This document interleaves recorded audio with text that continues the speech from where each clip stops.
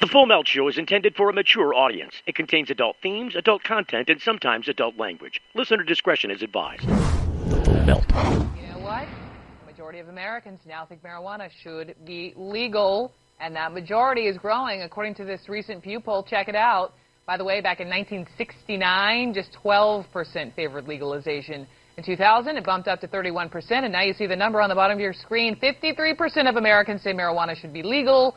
Our own Dr. Sanjay Gupta has been investigating medical marijuana for 3 years. Weed 3, the marijuana revolution, introduces a San Francisco doctor who shows Sanjay something he had never thought he would ever see.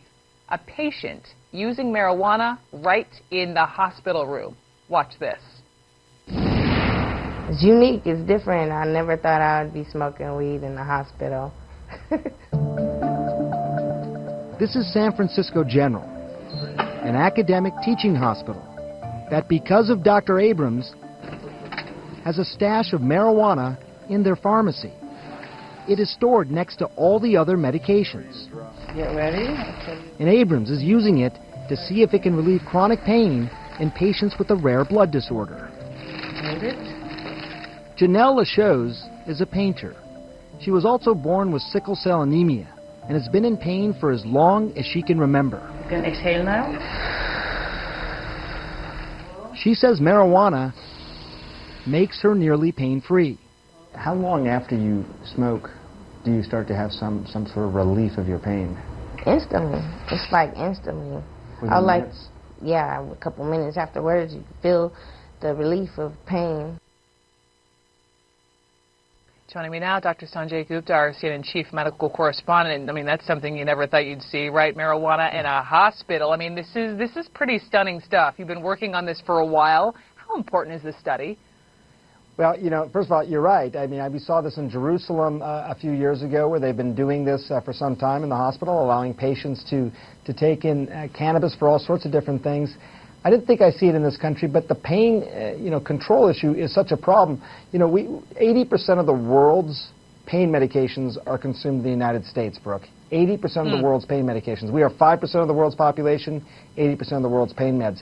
And now overdose from those medications is the #1 cause of preventable death in this country. Just think about that. It's staggering. Meds are doing this to us. So the idea that marijuana, that cannabis, could be used as an effective form of pain relief, studied in an academic hospital to make sure you know how to use it, how to dose it, all those sorts of things, but could greatly reduce overdose deaths. We could not find a documented case of someone dying of an overdose from marijuana. So I think this is potentially a very big deal. You know, we've talked over the last couple of years as you've been working on this, and you've said, there's this really lack of research in this field. How far has it come? Yeah, well, I think there's a sort of revolution happening, Brooke. I've been writing about this for some time, but there have been more federally approved studies now in the last 12 months than there were in the previous 12 years. Wow. Just gives you an idea. Most of the studies that were approved in the past even were designed to look at harm. Very few designed to look at benefit. I think you're seeing a change. Mainstream academic scientists who wouldn't even dip a toe into this area now plunging in head first to try and research this. The farm that you're looking at there, they increased their production 30-fold just over the last year in anticipation of all these studies. So something is happening. And everybody's always wanted to have the data, the facts, the science, the research. That's starting to happen as well. I know you, though, also address the skeptics. I can just hear people. I just talked to someone today saying, listen, marijuana is this gateway drug. What's your response to all of that? Well, when we first did the first doc, I'll tell you, Brooke, it was a bit of a lonely place to be out there, a few years ago reporting on this. Government officials wouldn't talk to us. Patients were reluctant to talk to us. There was a lot of skepticism. I can tell you now, things have changed a lot. I mean, we are able to get incredible access to the beginning now of federally funded studies. We've talked to senators, talked to the President of the United States about this, all the government agencies, patients. So, I think there's still a fair amount of skepticism out there, but I think it's definitely changing. And I think, look, Brooke, the idea has been that so much of this research is going on in other parts of the world. The United States, for whatever reason, has been really behind in this area. It's not all going to pan out. Hardly any study is guaranteed to pan out. But there are things in there that are likely to be beneficial to people. And the people who are using it now in these studies are using it because nothing else that's been offered to them has worked. And this is one of their last options. So, yeah, I think the mood is changing, and I think for good reason. I can't wait to see this. I've heard so much about it. Weed 3, The Marijuana Revolution, Sunday night, 9 o'clock Eastern and Pacific. And it's followed by CNN original series High Profits, the story of the first ever moguls of marijuana. Are you high? What are you talking about? It's the full melt. The Full Melt Show. A marijuana discussion about news, culture, politics, and lifestyle. FullMelt.com. Toll free. 844-420-TALK. 844-420-TALK. Hey, here we are. It's the big day. It's the big day for the reveal, well, almost, of that Weed 3 program. I never saw it coming, I'll tell you. I just did not know that it was going to happen up until I started seeing the promo for it air right around the same time I saw the High Profits promo air. I'm a CNN guy. I don't watch the Fox News. I don't trust the Fox News. I'm just saying. I'm just being straight up with you. Fair and balanced? I don't know. I've seen some things that were pretty heavily tilted that were not called fair and balanced, and that's one of them. Right there.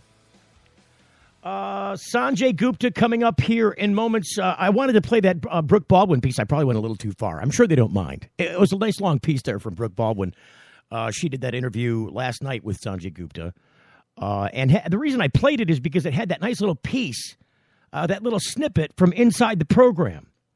And it's kind of exciting to be titillated by what's in the program. I mean, we're going to talk to the horse's mouth, so to speak, here in just a few minutes and find out, a bunch of information. I had a lot of questions for Dr. Gupta. I got friends of mine that would, I have a lot of various aging friends. And one of them is like, oh, you've got to tell him Liz Clements said, you've got to tell him that Liz Clements loves him and that I'll pinch his cheek and tell him to do good. I'm not going to tell him. I'm not going to say that during the interview. I said it now. So there you go.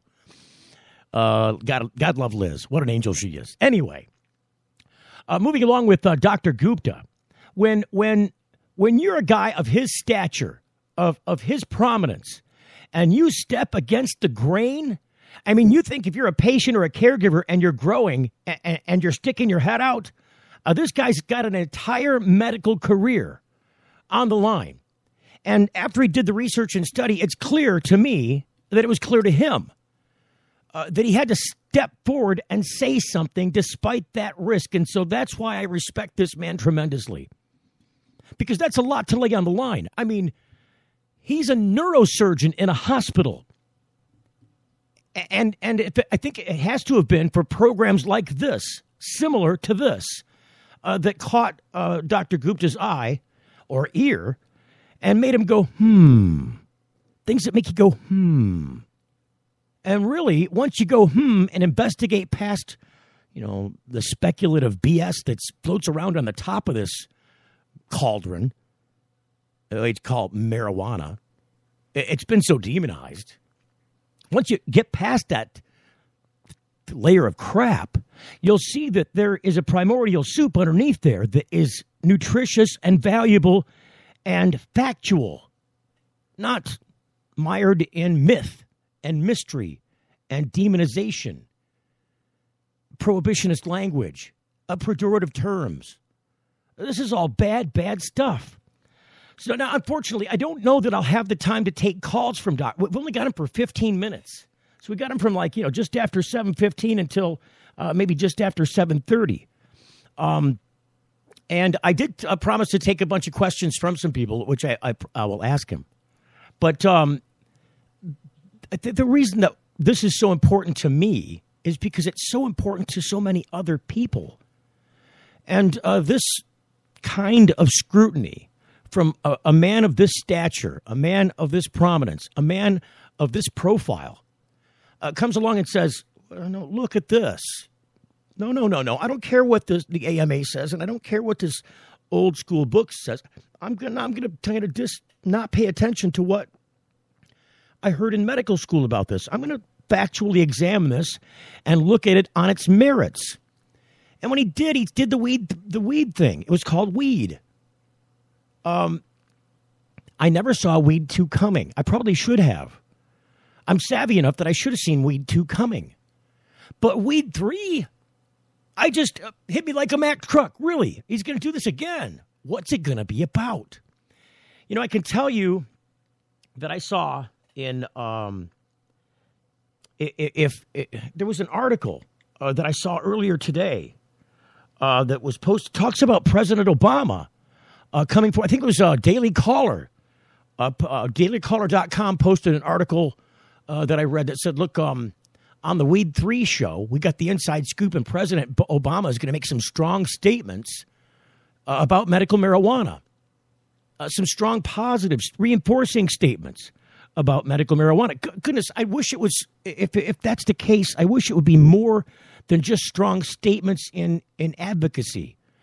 I wish it were, look, I've directed these people to do these things that now changes this.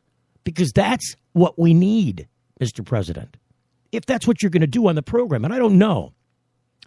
I don't even think I'm going to ask Dr. Gupta because I don't want to put any spoilers out there. I'm sure you'll get a chance to see it. I have not had an opportunity to see a pre-release of this program like I did the High Profits show when we interviewed Brian and Caitlin from High Profits, CNN series appearing immediately following Dr. Gupta's original series. Now it's a 3-year series. Weed 3. What's the subtitle on the Weed 3? I gotta have to look that up now because now I forgot. I keep forgetting what the subtitle is. It's called no, that's the wrong one. That's Weed 2. There's a subtitle for Weed 3, and I'm completely missing it right now. Just don't have time to look it up. The number here to call, and I don't think I'll have time to take any calls, and I haven't prepped him to say, look, is it okay if we take calls? This is just an interview. But it's 844-420-TALK. It's a toll-free number, 844-420-TALK. And, perhaps after we get off the interview with Dr. Gupta, you can, feed back to me. Tell me what you got to say about this. But coming up after Dr. Gupta, got Maria Green from HybridLife magazine and also Larry Gabriel, the editor of the American Cultivator. It's a packed full program. You're getting it right now. It's the Full Melt Show, and it's only here on thefullmelt.com. Don't go away. You're getting the Full Melt. Got something to hide? Canalock offers discreet and effective storage solutions that destroy odor, so nobody knows. Canalock is a patented charcoal-activated bag that discreetly stores your marijuana. Canalock is made from the same material as military chemical warfare suits. Get yours at canalock.com. Visit canalock.com to learn more about no-smell technology. They're parasites. They've got no contribution to this society. They're preying on our community and our kids. It's going to end badly. We've got exactly $100,000 in cash in the back of this car. I bet there's guys right there in that prison for doing just what we're about to do. I want the Breckenridge Cannabis Club to be a household name. This is us pioneering a new industry. He's going after every resort town in Colorado. His plan is brilliant. This is a big boy operation now. We are not the Amsterdam of the Rockies, we're Breckenridge. Absolutely unbelievable to us that this has happened so quickly. That's when the town erupted. All hell can break loose. I think we have an image to protect. The powerful elite has definitely put the pressure on. Everyone is playing everyone. They're going to have a target painted on their back. That is a real threat. There's $2 billion to be had next year. I plan to take more than my fair share. High Profits. Season premieres Sunday night at 10 Eastern on CNN. Does your dog or cat suffer with joint disorders, arthritis, anxiety, cancer, chronic pain, or other ailments? Hemp or cannabis-based medicinal products are now legal. Why should your pets go without the same options that we have available? Try Sativus, a daily hemp oil with CBD. Sativus is quality inspected and made in the USA. Easy-to-use drops are applied directly to your pet's food.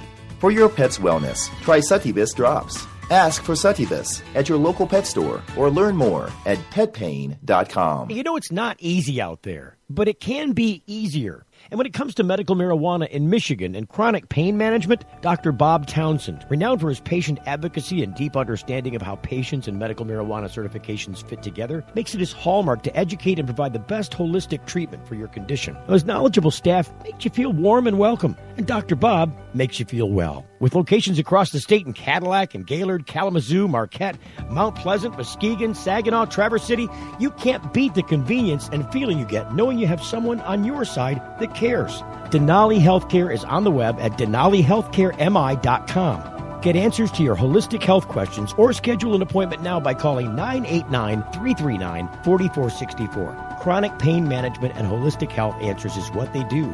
It's all they do. DenaliHealthcareMI.com. Get your certification and peace of mind now by making an appointment with Dr. Bob Townsend at 989-339-4464. With this warmer weather, I get more active. Headaches and pains keep me from doing things I enjoy, like golfing and working outside my yard. Toledo Hemp Center's new location, 1415 Sylvania Avenue, has shown me there is an alternative to pharmaceutical drugs. I use CBD, cannabidiol, infused hemp lotions, oral sprays, and topical oils. Thank you, Toledo Hemp Center, for helping me restore and maintain my health with no side effects and no high. Find out more at ToledoHempCenter.com. It's the Full Melt Radio Show.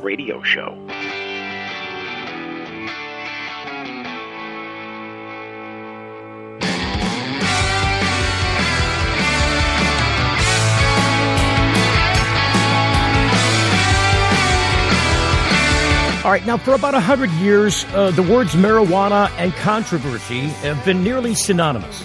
So for those of you seeking change, the real trouble has been determining fact from fantasy, truth from fallacy, reality from fiction. To help us do that in an objective, credible way has been Dr. Sanjay Gupta, who we welcome to the program tonight. Good evening, Dr. Gupta. Good evening, Steve. Thanks so much for having me. I'm so glad that you had an opportunity to come on the program. I've been fascinated with your coverage of this information since you made your turnabout. I've always wanted to ask you, when you made that turnabout, how were you received by other colleagues in your field?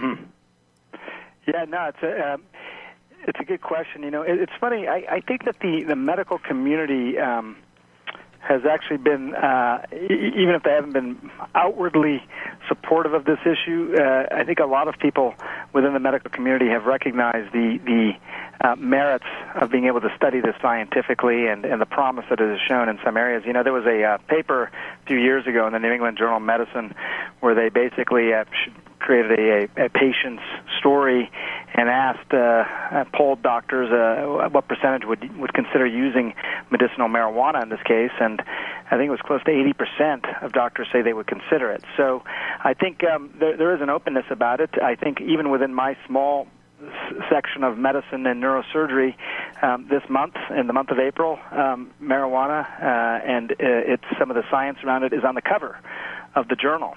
So it's been received well, and I think it's fostered a lot of discussion. What made you dig into this subject on your own, independently? What was the cause? What was the impetus behind that? Was it Charlotte's Web? Was it Josh Stanley and the Charlotte's Web strain and seizures? Well, there was almost a drip sort of way that this happened. You know, in the past, as you may know, Steve, before I had the turnaround, I did not think the evidence was particularly compelling when it came to medical marijuana.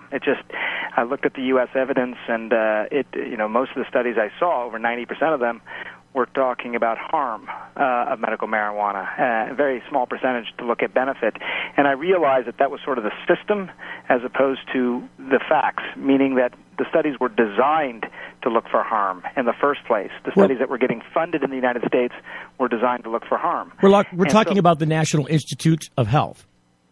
We're talking about the government agencies which fund and approve marijuana research in this country, which include the FDA, the DEA, and the National Institute on Drug Abuse, NIDA. Right. they all have to approve a federally approved research for marijuana, and so much of the research was not looking at benefit. I mean, look, National Institute on Drug Abuse is one of the agencies that has to approve it. Their mandate is to study drug abuse, not drug benefit. So that was one thing. And so when I started to look at other labs, I would hear from other researchers who say you need to look at these studies and look at studies that were coming from places outside the United States and look at studies from labs that were not federally funded. And when I really started to dig into it, it started to paint a different picture. And that started the investigation, I think, that there was more to the story than what you might find just looking at the United States scientific literature. And that took me to meeting people like the Figge family and obviously Sweet Charlotte and the Stanley brothers who had created Charlotte's Web, but also lots of other researchers. And traveling to Israel and spending time with Rav Meshulam. These were all parts of that journey. When you did Weed 1, I really did not expect, because it wasn't Weed 1, it was just weed. I wasn't expecting a 2 or a 3. What made you go into 2 and now 3? Because I really didn't expect 3 to come out, which is premiering this Sunday night at 9 on CNN. Am I correct? That's correct. Yep, 9 Eastern on Sunday. You know, I think as we work on these documentaries, there's so much to them that almost even before you're done with one, you realize that there's enough for a second documentary, or that you've only been able to tell a small part of the story. If the first documentary sort of looked at what had happened in the past, the second looked at the current state of affairs at the time, and the third one is sort of looking to the future. What's this medicinal marijuana revolution going to feel like, look like? What is happening here? And look, already we start thinking about what beyond that, because we've gotten some amazing access to some of the earliest trials now, randomized trials, really pristine scientific method in terms of studying this. People are going to see these trials underway. They're going to want to know the results as well. We share some of the early results, but how does this all pan out over time, I think, is going to be something that we might even explore later. So, I don't know. I'm kind of like you, Steve. I didn't know when we did the first one that there'd be a 2 or there'd be a 3 either, but there's just so much around this issue, around medicine in general, around marijuana in particular, around our drug policies as a whole. When I looked at a congressman once and mentioned, I'm talking about a federal congressman, and said the words medical marijuana, he looked back at me and said there is no such thing as medical marijuana. So from that perspective, isn't marijuana and medicine, aren't they juxtaposed terms? I don't think so. I would disagree on that. I think that right now it is scheduled as a Schedule I substance, whereas in part of the definition of a Schedule I substance it says has no accepted medical use. But I don't think that should be a Schedule I substance. I think that it has accepted medicinal use. I've seen those accepted medicinal uses. They're verified in the literature scientifically. These aren't just stories and anecdotes. Just because it has been a heavily stigmatized substance in the United States for decades doesn't mean there haven't been other places, legitimate places, big hospitals, using scientific method to study this. Those studies exist. So I think the congressman, whoever this person was, probably needs to look at some of that data like I did. I'll be the first to say again, I fell into that trap. I did not find the data particularly compelling when I first looked at it, and that's why I have been down on medical marijuana in the past. But it takes digging, and when you dig, sometimes you find things that surprise you. It's a bit of looking past the skew of that information. Yeah, and I'll tell you just on a more broadly relevant point, Steve, is that it's not just marijuana. It's a lot of things in our society. When you look at the data that is presented to you, even scientific data, it is always worth asking a few more questions. Who funded the data? Where did it come from? What was the hypothesis these researchers were starting with? Were they trying to find benefit? Were they trying to find harm? What other papers have they published? Here's another one. With the marijuana literature, almost all of the patients who are in the studies are patients who have already failed every existing therapy. They are a particularly difficult group of patients to treat in the first place. So it's not as if these are people who are getting their first treatments for whatever malady they may have. And so they already you're going to have a more difficult population of patients to treat. You can't treat that data the same as you would treat other data. I may be telling you more than you want to know, but I'm saying that it takes time to really interpret these studies and put them in the context that I think is so necessary before you report it. Well, what's the most surprising thing you found in the work that you've done leading up to these 3 documentary studies? What was the most surprising thing that came to mind? Well, I mean, one of the surprising things that came to me after the first one aired was that it was a little nerve-wracking to put this on the air, and it's a little nerve-wracking to say something that is different, first of all, than what I had said in the past, and different than what a lot of people are saying currently. So that was just a nerve-wracking experience.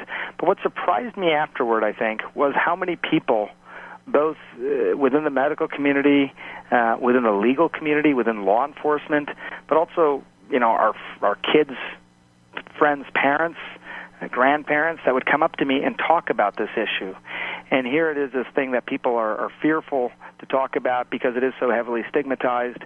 And all of a sudden, this was a topic that a lot of people had thought about, especially because maybe they had a loved one who had suffered and they wondered if something like this could have helped them.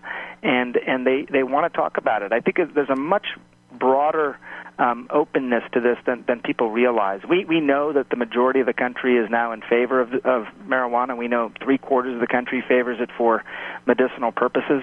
But I think the support runs much deeper than you would initially think, looking at America as a whole. The words human endocannabinoid system, is that something that's prevalent in the medical community? Because it seems to be in the medical marijuana community. They're becoming very familiar with this new discovery. It wasn't something that I learned in medical school. And what you're talking about is this a system of receptors in our body that allow cannabinoids to bind to them. We have circulating endocannabinoids in our body. One of them is called anandamide, and it is a marijuana-like substance which circulates in our body. And it's produced by our body. Produced by our body. It's endogenous, meaning we produce it. It binds to the receptors. It does it all on its own. And we know that there are some people who may have low levels of those endocannabinoids. They may have high levels of receptors, so not enough cannabinoid to actually stimulate all those receptors. It could be all sorts of different things. We know certain disease states. Even the speculation is with post-traumatic stress, you have too many of these receptors and not enough of the substance in your body. And so when you give a substance that binds to those receptors, you can help restore the brain to a more natural state. That is a hypothesis, but that they don't know for sure yet. That's what they're trying to study. But that is an idea of the mechanisms by which this can work. We evolved as human beings with cannabinoids. So the idea that we have cannabinoid receptors in our body is not that surprising. I think what is surprising for a lot of people is that there's a whole system, an endocannabinoid system in our bodies. And it controls and regulates a number of various different functions. Isn't that correct? We have these receptors in our brain, but we also have them in our gut, for example. And the idea there is that if you have cannabinoids that can bind to these receptors, the thought is that it may be exerting an anti-inflammatory effect. So people, for example, who have inflammatory bowel disease, who use extracts of marijuana, sometimes get tremendous relief. It doesn't, by the way, relieve everyone's symptoms. No medicine does. But it does seem to offer benefit in a lot of these patients who have not received benefit anywhere else. So if you have inflammatory bowel disease and you're able to give a substance which stimulates the anti-inflammatory receptors in your gut, could that have a benefit? The answer seems to be yes. But this, again, Steve, it's exactly what some of these studies are going to be all about. Needs to be studied. Are a lot of these studies actually happening? Have they been approved by the federal government yet? Are they underway? Yeah, I think that was, to me, as a scientist, was probably the most interesting thing, and I think exciting. I say that there's a revolution going on because there are a lot of studies now getting approved. There had only been 16 studies that had, been approved and received marijuana from NIDA for many years, and now you're having that many over the last year alone. So it's really starting to change, and I think also the academic scientists who previously, just because it was such a stigmatized world, they weren't even going to dip a toe into that world, and now they're diving in head first. So, you're getting a different levels of researchers. You're getting different levels of support. You're getting, bipartisan legislation on the floor of the Senate. You're getting the President of the United States talking about it. You feel like something is happening. There's real movement and momentum with regard to marijuana. Two other quick questions before you go. I know you're really busy and you've got a full schedule promoting this upcoming. No, I'm happy to chat. Yeah. So, with this medical marijuana, is there going to be a time when you walk into a pharmacy and there will be different forms of this as a patented medication produced by a pharmaceutical company? Do you see that day coming? I think that day could very well come. There's already a pharmaceutical company, GW Pharmaceutical, which is now trialing medications that are cannabis-based medications in the United States for things like epilepsy. I think that could very well happen. I think one of the things that I think is going to need to be resolved is that when it comes to marijuana, one of the pioneers of marijuana research, a guy named Roth Meshulam out of Israel, really speaks about something known as the entourage effect.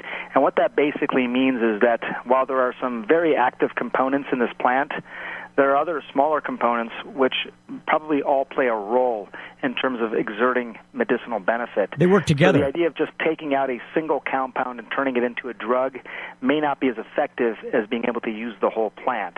How that gets translated into medicines, I think we're going to have to wait and see, but I think it's something to keep an eye on.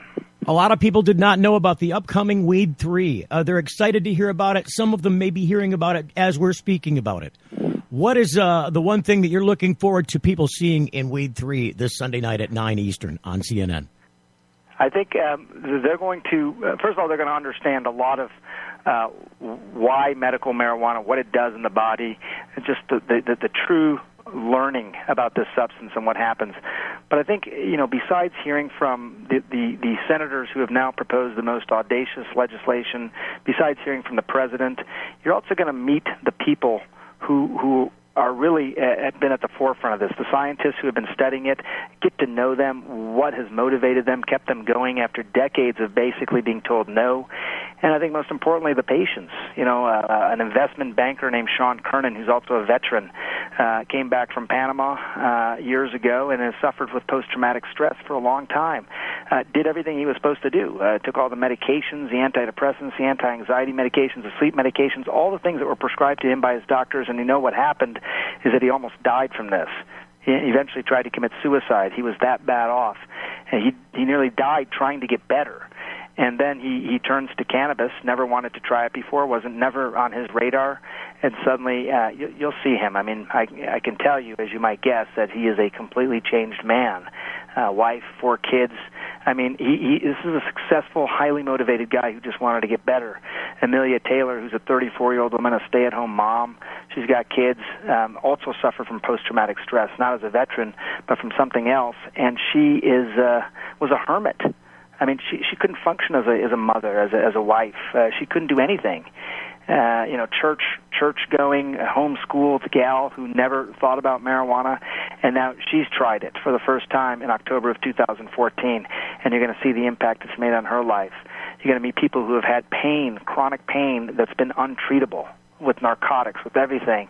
It's a life of chronic pain, and there's so many people like that out there, Steve. And here you're going to see what impact cannabis had on this person and how she's been able to use it now in a hospital. It's going to give you a real look at what's happening with this marijuana revolution at this time in our history, and I think it's going to be really important for people to understand this. Fascinating, amazing stuff. Thank you for putting your credible stamp and your critical eye on this subject, because it's so important to so many people. And I have to tell you, as an anecdote, I'm wearing my maize and blue cap as we're doing this interview. Our studio's about 20 minutes from your alma mater there in Ann Arbor at University of Michigan. So I feel like home. Go blue. And, I guess they're calling it Ann Arbor, I hear now up there. They are indeed. Dr. Sanjay Gupta, thank you so much for taking the time to come on the program today. And good luck with this Weed 3. It really is gangbusters. Thank you very much. I appreciate the time. Thank you. Bye-bye. Bye-bye. You're getting the full melt. It started with Weed 1. Some have called it a watershed moment. Then came Weed 2. It's absurd that we would have to do this to get medicine. Now Dr. Sanjay Gupta is at it again, and he's reaching higher than ever with Weed 3. I never thought I would be smoking weed in the hospital. The movement behind it. We demand this plant go through the process of the FDA. The radical research. I have to say, I'm kind of stunned. Weed 3, the marijuana revolution. All new Sunday, April 19th at 9. Hey, it's Steve Green. Make sure you make it out for the Big 420 celebration at the Sweet Leaf Patient Care Center in Flint. It's going to be a huge celebration from 11 to 7 Sunday and Monday. Holistic medicines and teas are just a part of it. There's massage, food, honey and lavender healing products, local musicians and artists, workshops and seminars, vendors and people galore. It's the Sweet Leaf Patient Care Collective, 400 South Door Highway, Flint, Sunday and Monday. That's this Sunday and Monday from 11 to 7 for 420. Don't miss it. Got something to hide? Canalock offers discreet and effective storage solutions that destroy odor, so nobody knows. Canalock is a patented charcoal-activated bag that discreetly stores your marijuana. Canalock is made from the same material as military chemical warfare suits. Get yours at canalock.com. Visit canalock.com to learn more about no-smell technology. With this warmer weather, I get more active. Headaches and pains keep me from doing things I enjoy, like golfing and working outside my yard. Toledo Hemp Center's new location, 1415 Sylvania Avenue, has shown me there is an alternative to pharmaceutical drugs. I use CBD, cannabidiol, infused hemp lotions, oral sprays, and topical oils. Thank you, Toledo Hemp Center, for helping me restore and maintain my health with no side effects and no high. Find out more at ToledoHempCenter.com. Does your dog or cat suffer with joint disorders, arthritis, anxiety, cancer, chronic pain, or other ailments? Hemp or cannabis-based medicinal products are now legal. Why should your pets go without the same options that we have available? Try Sativus, a daily hemp oil with CBD. Sativus is quality inspected and made in the USA. Easy-to-use drops are applied directly to your pet's food. For your pet's wellness, try Sativus drops. Ask for Sativus at your local pet store or learn more at petpain.com. So this is Brian Rogers and Caitlin McGuire from CNN's High Profit. And you're listening to The Full Melt Show. That you are. And you can hear us every Monday through Friday from 7 until 8 p.m. with awesome guests just like you've heard tonight. Keeping fingers crossed that continues. I've been really successful at this in recent days. What an awesome interview with Dr. Gupta. I just, again, I did not see the Weed 3 thing coming, and he answered some questions there that I did not anticipate we would get to ask, let alone get answered. With me now on the program, as we continue on, I wanted to talk today also about the different publishers. Because they cover, there's some really great publications covering fascinating information from a number of angles and topics, some great writing for some great contributors. And one of them is the American Cultivator. So I wanted to welcome to the program Larry Gabriel, who is the editor of that magazine. Hello, Larry. Are you there? Yes, I am. Hello, Steve. How you doing? I'm terrific. Say, you've got an upcoming issue. Is it published yet? Is it out? Is it already? It's coming to places as we speak.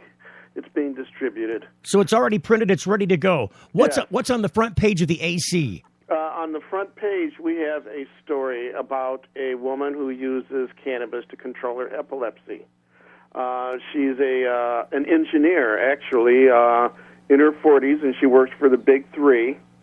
And she, for many, many years, was told never to touch the stuff. And just in the past year, she has been using it to control her epilepsy. And to tell you the truth, like, she doesn't have seizures anymore.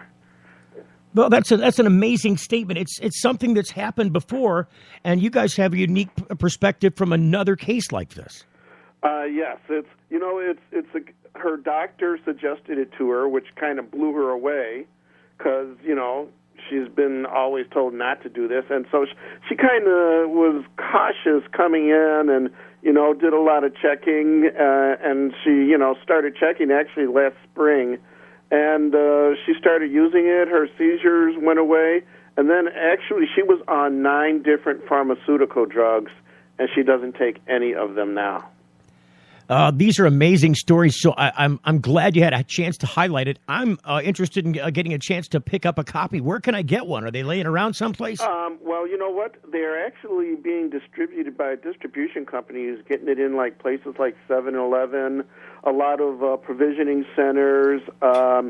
In the southeast Michigan, there's BDT, which sells things like pipes and vaporizers and love the BDTs like out in Hazel Park and in many other places. Yes, Hazel Park. They brought Tommy Chong in for the hash bash. You can get them at Third Coast Compassion Center in Ypsilanti? Yes. Should be able to do that. Many places where, you can find cannabis, medical cannabis, in the Ann Arbor area, Ypsilanti, across Michigan, and actually there's some in Illinois and some in Colorado. How about, are you planning on getting to Florida? You know what? We're planning on getting there. It's kind of a stretch at the moment. It's one step at a time. It's baby steps, isn't it, Larry? Yeah. Actually, it's kind of how legalization has come. It's like, a step at a time. Look, I've been arguing with people on the Facebook all day long about how this is not going to be instant gratification, that this isn't going to be one shop and done. This doesn't work this way. This is a slow grind. It's taken a long time to put it in the place that it's at and really stomp it into the ground that way. And it's going state by state, and different states have different ways they're looking at it. Right. So this is exactly... It's not going to be a one-size-fits-all thing. This is exactly how alcohol prohibition ended. It was a slower process. If you look back at the historical timeline, it was a blip in history. But if you lived through it, it took some time to mull through. It didn't just overnight become acceptable. Yeah, and you know what? I look at it kind of in the way that national health care came to Canada, which is one province at a time, until finally the federal government said, look, we got to step in and kind of smooth it over so that things don't change too much from province to province and people can get their health care. The expression's always been, how do you eat an elephant? And the answer has always been, it's never changed. The answer is one bite at a time. Right. Yes, that's how you do it. So we also have another story about a child who has Dravet syndrome, who's using cannabis. His mom is using cannabis because nothing else was working for him. He's even got an implant that does electric charges into his brain and stuff to keep seizures down. Wow. And the young man has also been suffering from autism that she's treating with it. And the interesting thing about the young man with Dravet syndrome is that his mother, everybody's talking about CBD for these seizures. The mother says actually he does better with a higher amount of THC than just the CBD in the cannabis that they use. So it's always about individuals because Dr. Gupta was saying that with the human endocannabinoid system, some people have lower levels than others and deficiencies in places where other people are normal. Yeah. And this might be a good example of just that, don't you think? Theoretically, yes, I do believe so. I've actually talked to, I believe his name is Matt Lee from the CBD Project. Yeah. He has said that, really, I've spoken to him on a number of occasions, but he has told me that, really each person has to find what level and what proportion of THC to CBD works best for them because it's not a one-size-fits-all. Right. It's going to take a little bit of tweaking and experimentation to find which hybrid, which blend, how much THC versus CBD and other components, terpenes and all these other things. Yes. That make a difference, to have an impact. This Dr. Gupta called it, what did he call it? The entourage effect. The entourage effect. Yes, I've actually heard that, and I believe it. Some people have to do things in one way for their own body chemistry, their body type, their body size. You got to figure it out and work your way through it, and that's what people are doing. You have an online version of the American Cultivator. Is this correct, or am I misspeaking? Yeah, there is an online, the AmericanCultivator.com.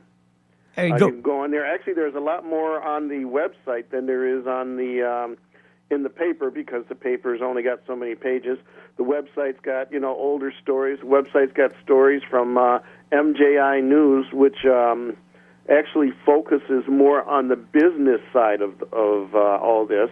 And there's, a lot of business going on. It's an important. It's an important part of what happens in this industry, business. Yeah. Well, you know what? A lot of people talk about the amount of taxes that a state can make off of this, and when I look at that, I look at the taxes and I say that's only a small percentage of the total economic activity that's going on. And when you start, in Colorado, the report came out that they sold $700 million worth of cannabis last year. Amazing. And then when you look at the what they call the multiplier effect, that means 4 or 5 times that much economic activity taking place around this. Because when people get paid, then they're going out and they spend their money on whatever the necessities are that they have. They're not just paying taxes, but they're spreading money around in the community. And then when the people that they're spending money on, they're spending money more in the community too. So it all gets spread around. It's the idea is that many of these people, especially like in Colorado, was hugely depressed when they started with this program. Well, it's not anymore. Yeah, that's what I'm saying. They created so much industry around it that employment went up, wages went up, taxes were being collected, people were being employed, industries being created. I mean, this is entrepreneurship at its finest, isn't it, Larry? Yeah, and you know what? I can't think of anything as amazing and impactful in terms of new industries, except for if you go back 100 years and you see the automotive industry coming on and what an impact that has made around the world. And not everybody would say that's been a good impact, but, that dominated the planet for the past 100 years. Marijuana, safer than automobiles. Yeah. Speaking of the beginning of the early auto industry. Got about 30 seconds, Larry. Okay, I just wanted to say that back in those days, when my father was coming up, marijuana was legal and alcohol was illegal. So now it's things. So he could go out and buy the weed. They were stashing the alcohol behind the weed stash. Larry from the American Cultivator, thank you so much for coming on. We'll talk to you soon, buddy. Thanks for having me. You're getting the full melt. Got something to hide? Canalock offers discreet and effective storage solutions that destroy odor, so nobody knows. Canalock is a patented charcoal-activated bag that discreetly stores your marijuana. Canalock is made from the same material as military chemical warfare suits. Get yours at Canalock.com. Visit Canalock.com to learn more about no-smell technology. Hey, it's Steve Green. Make sure you make it out for the Big 420 celebration at the Sweet Leaf Patient Care Center in Flint. It's going to be a huge celebration from 11 to 7 Sunday and Monday. Holistic medicines and teas are just a part of it. There's massage, food, honey and lavender healing products, local musicians and artists, workshops and seminars, vendors and people galore. It's the Sweet Leaf Patient Care Collective, 400 South Door Highway, Flint, Sunday and Monday. That's this Sunday and Monday from 11 to 7 for 420. Don't miss it. Imagine a world where patients can use marijuana like any other medicine. The Marijuana Patients Organization challenges the status quo by helping our neighbors to enjoy a better quality of life. Visit the MPO at marijuanapatients.org and enjoy informative articles, engaging debates, and information about treatments, doctors, and dispensaries in your area. Over 50,000 people have registered at marijuanapatients.org since 2010.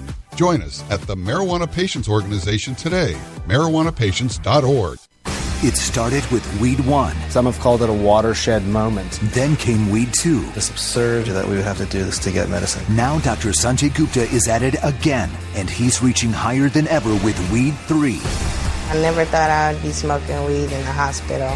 The movement behind it. We demand this plant go through the process of the FDA. The radical research. I have to say I'm kind of stunned. Weed 3, the marijuana revolution. All new Sunday, April 19th at 9. They're parasites. They've got no contribution to this society. They're preying on our community and our kids. and it's going to end badly.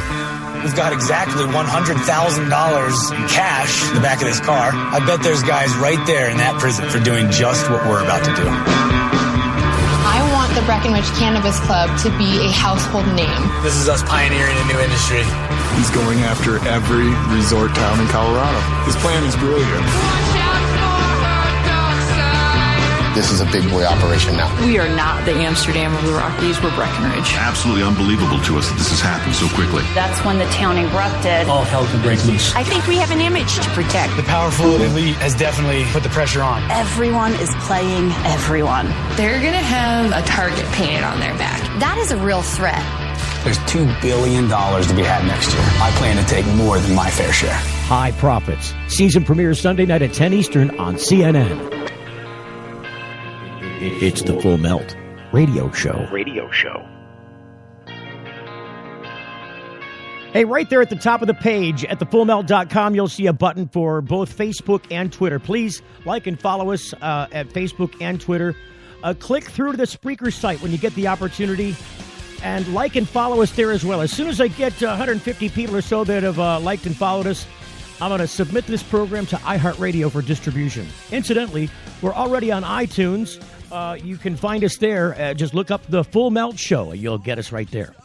With me on the phone right now is Maria Green from HybridLife magazine. Welcome to the program, Maria. Thank you. Hey, it's the first time we've had Steve and Maria Green on the show at the same time. Explain the dichotomy, please. Well, there's two Steve Greens, and my husband happens to be one of them, and you're the other one. I always have to, when we're on the Facebook, it's like we can't stay out of each other's business because people are always mistagging us. Hey, it was great to meet you the other day, Steve, and I'm like, I don't remember you. Yep, it's always there's Steve Green, yep. Tell us about HybridLife. You had a great premiere magazine with the very dangerous Verge Bonero from Lansing, Michigan. What's on the front page of the coming issue for May? In May, we're really excited. We've got Adam McLeod. He's been coined the Dream Healer, and he's out of Vancouver. What's really cool about him is he's a naturopathic doctor and energy healer who who Tommy Chong chose to help heal his cancer when he was going through it. And so we're really excited about that big name and all of his insight that he has to give us on natural healing and energy healing and that kind of stuff. Look, if Tommy Chong, somebody of the stature and position of Tommy Chong, would reach out to him in a desperate need to look at how to deal with and perhaps cure cancer, that's a guy with some stature, isn't it? Absolutely. He's been known to there's several celebrities that he has had under his care, and he works right now exclusively with cancer patients. I have to congratulate you on one of the finest produced magazines to come to the business front that I've seen since the industry started some years ago. It is really fabulously produced. The graphics are amazing. The stories are compelling. I am just absolutely awed by your HybridLife publication. Well, thank you very much. Where can people pick it up? Where is it available at, Maria? It's available all over Michigan, and I've also heard rumors of it being in the Toledo area in Ohio. And at the Toledo, is that the Toledo? Can you get it at the Toledo Hemp Center? Yes, the Toledo Hemp Center. Shout out to Kevin Spittler out there. Yeah. And a couple of places in northern Indiana, and then just all over Michigan. We've got it in health food stores, dispensaries, grow stores, chiropractors' offices, naturopathic and holistic offices. So really a wide array of places you can get it in Michigan. I have to tell you that if you continue to hit them out of the park like you did with that initial issue, that I anticipate you will grow very quickly and there will be a high demand for your publication across the nation. Right. We've already gotten a lot of people from other states requesting that we get it out there, and they want us to mail a copy to them because they're really excited about seeing it. And so we're already feeling a little bit of pressure to expand already. It's always hard to follow your best, isn't it? I mean, you do something good and it's like, oh, God, now I've got a standard to uphold. Yeah, it's a little daunting, but I know that I've got a great staff of writers, and we've got a list a mile long of great story ideas. And we cover everything green, so we talk about sustainability, of course, herbal medicine, including cannabis, other kinds of holistic approaches to healing, like acupuncture. We talk about gardening and nutrition and no GMOs and everything like that. So it's really broad-based. It's a really nice variety of stuff. Look, I've got a couple of people, and I don't know if these. There's a lot of people that call to listen on hold to the program. I don't know why they don't tune into the show on the website, but I'm not sure if they're here to listen or if they're here to ask you questions. Do you want to try and entertain a couple questions real quick? Sure. Let me see if I can pull them up. Forgive me if the audio is a bit goofy. Sometimes when I pull this system up, it gets funny. But let's see who we've got on the phone. Hello, you're on the Full Melt Show with Maria and Steve Green, but of no relation. Hello. We've got nobody there. Let's try somebody. Nope. Let's try somebody else. Hello, you're on the Full Melt Show. Hello. Nobody wants to talk. It looks like they must be calling. They must be calling to listen to the show. I'm sorry. You never can tell. I'm blind. I'm screenerless today. So we got Baby Bree in the background. Please tell her we love her and hello. Well, thank you. She's saying hi to everybody.